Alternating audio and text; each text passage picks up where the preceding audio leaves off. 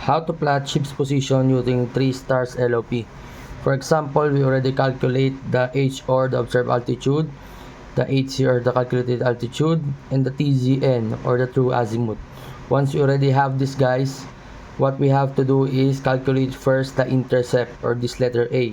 So intercept. To calculate the intercept is the difference of observed and calculated. So just subtract the HO to HC. As you can see, it will be 9.5. We need namings. So for the namings, remember the word GOAT, or greater observed altitude is towards. If not, it's away. HO is greater than HC, right? So it will be towards. Same thing with the other 2 stars. So this will be 13.7. HO is greater than HC, still towards. The other one is 18 degrees 0.5. It will be away. It will be 16.8. Once you already have the value, now you can plot the position. First, what you have to do is create the separation lines. For example, you have latitude 32 degrees 58.9. You can put this 32 degrees at the middle or at the top. It's up to you. It depends on the situation. If you see the minute value is too high, you can put it in the top. South. 33 degrees. 4 degrees south. Not all the time the value is decreasing or increasing downwards. Because if you're going to north, the increasing value will be going up. Now, we have the latitude already. Next will be the longitude. For the longitude, 167 degrees. So if you can see, 47.5 west. So increasing to the left. So I can put the 167 here. This west. The problem is we don't have the same line or separation line like the latitude. What you have to do is create this line. How? Use this latitude and the scaling area. For the scaling area, first put some labels, because the scaling area is equals to 1 degree or 60 minutes. So here, 0, 10, 20, 30, 40, 50. So you have 50 minutes here. It's 50 minutes.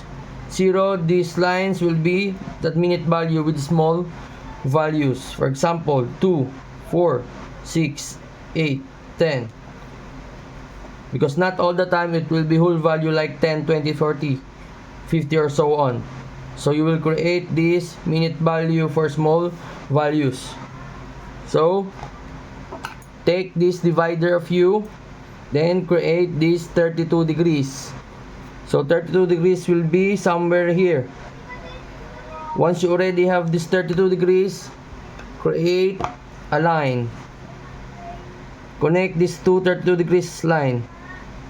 It's not necessary, but for me, much better to put some shades here, which means you're not going to use this area anymore, because you're going to measure the lines or degree value using this line. So if you already have the line, take this line. 32 degrees, 32 degrees. So 32 degrees, transfer it to the middle of the UPS. Make some dot points, then dot points. If you already did the dot points line, you can apply the 90 degrees of your navigational triangle. So the dot points will be put in the 0, and your UPS line will be in the triangle 90 degrees. 90 degrees, straight line. Second will be create this line.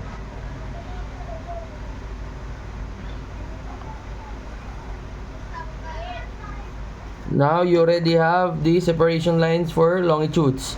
So if it's 167, going left will be increasing. So 167 will be 168 here. And here is 166 degrees west. Which means you can start plotting your DR position first. For information, this plotting is example of the vessel without speed and course, which means this is drifting. If it's with course and speed, it will be different way of plotting, so I will show you in future videos. Next, We already have the namings on the UPS. Next you have to do is plot the exact position of the bezel. So 32 degrees, 58.9. So if 58.9, each line here will be 10 minutes. So as you can see, it's 10, 20, 30, 40, 15, 60 is another degree. So if your value is increasing downways, which means this will be your 10, 20, 30, 40, 50. So 58.9 will be almost 59. So you can create line here. This will be your DR latitude. So DR latitude. Next will be the DR longitude, 47.5. How it works? So 167, which means going to 168. So you will plot the line on this portion. So 47.5. So for the 7.5, take your divider and put this 47.5. So here to here will be 40 only. So you need 7.5. So 7.5 will be at the middle of 6 and 8.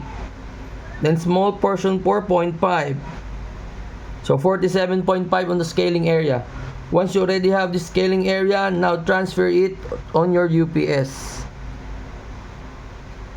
Once transferred, you can create a line here or point. So DR longitude. Once you have DR longitude, connect these two DRs. So DR lat, DR long. I will put broken lines in my part, but this is not necessary. What's necessary is creating this line. It's DR position. Make a straight line, point, and a parabolic line, which means this will be your DR position at what time? March 18, 2023. So this will be your DR position. So once you have the DR position, next you have to do is plot already these LOPs or star values. First star will be Spica. You have 0.52 degrees. So this 0.52 degrees, take your triangle or plotting instrument, 0.52, go to 0.52. 0.52 until middle. Once you have the middle, you can create broken lines once again. But again, this broken lines is not necessary. This is just your line which makes you know where is 0.52. So if you already have 0.52, what you have to do is transfer the 0.52 to your DR position. Then create a line. And you can write down 0.52 degrees. This will be your TZN or the true azimuth line. So once you have the true azimuth line, you can apply the intercept value, which is 9.5 towards. So for 9.5 towards, take your divider. Once you have the divider, from the middle of the UPS, take the 9.5. So this will be the 10. So 9.5 will be at the middle of 9 and 10. It's written here will be T or towards. If it's towards, you should going to your bearing. So 0.52 going there. If you're going there, make a line or point. Put your pen or pencil here. Do not remove, then apply 90 degrees. Apply 90 degrees. For 90 degrees, put 0 here. And on the line, then create a line. This will be your LOP number 1 4-star Spica. So first star you already applied. Next thing you have to do is apply the second star, which have true azimuth of 140 degrees. So 140 degrees, you will find the 140 degrees.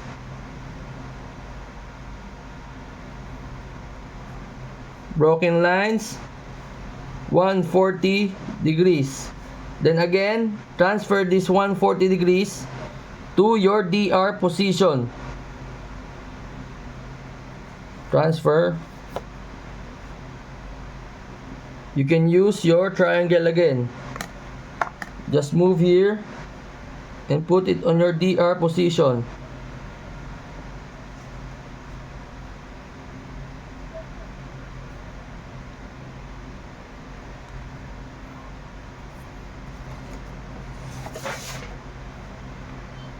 Then create a line, which means this is your true bearing of 140 degrees. 140 degrees. So once you already have the line, again, apply the intercept of the star. So intercept will be 13.7.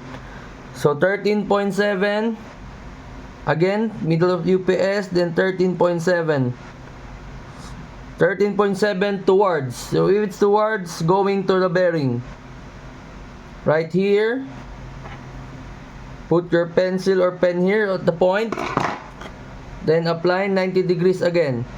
So 90 degrees, 0, 90. Then make a line. This line will be your LOP number 2 for star Al-Qaid. So you finish already the second star. The last one will be the third star. Third star is 279. So again, 279. 279 to the middle. Make broken lines.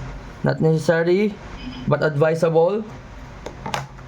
Then once you have this 279, transfer again to your DR position. DR position, create a line. 279. Here, 279. So if it's 279, again, we will apply the intercept of 16.8. So 16.8. So 15 will be here, 16 will somewhere in 17. It's written here, it's away. So if it's away from your bearing, from DR position, away from the bearing, point. Once you already have the point, apply the 90 degrees. Then create a line. LOP number 3, which is star Canopus. As you can see, LOP number 1 is here. LOP number 2 is here. LOP number 3 is here. Which means 3 lines or 3 LOPs intersect. Which means this will be your celestial position. Once you have the celestial position, take your triangle, then make sure that you have the proper symbol. So 90 degrees application to the fixed position. Again here, 90 degrees. 90 degrees, your fixed position. This will be your celestial fix. Once you already have the celestial fix, you need the value. So for the value, you can write down here the value of celestial fixed position, longitude and latitude. For the longitude, or for the latitude and longitude. For the latitude, look on your plotted position of celestial fix. As you can see, you already passed the 33 degrees, which means your position will be 33 degrees. And for the minute value, use your divider. Measured from the center of the UPS, center line, then transfer to the center. So you can read the value of your minute value. So you see, this is the line. From the middle to 4, 1 to 2.5. Which means you have latitude of 0, 2.5. The name doesn't change, right? So it will be still south. Next will be longitude. For the longitude, you can see you still have on 167 and 168. So still 167. Once you have 167, locate the exact minute value of your longitude. So from the celestial fix to your latitude fix. So here, transfer to your scaling area. As you can see, it exceeds 10 here. So here will be 20. Exactly 20, then 8. 20, then 8.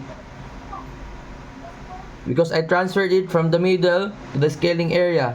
So 20.8 is the reading. 28. It's 28. From the middle to scaling area. 28 minutes. Still, the name will be West. Now, you have the celestial fix. Again, not all the time 3 lines will intersect. So means you will have the triangle, also what we call cock hat. For the cock hat, the middle of the triangle will be your celestial fix.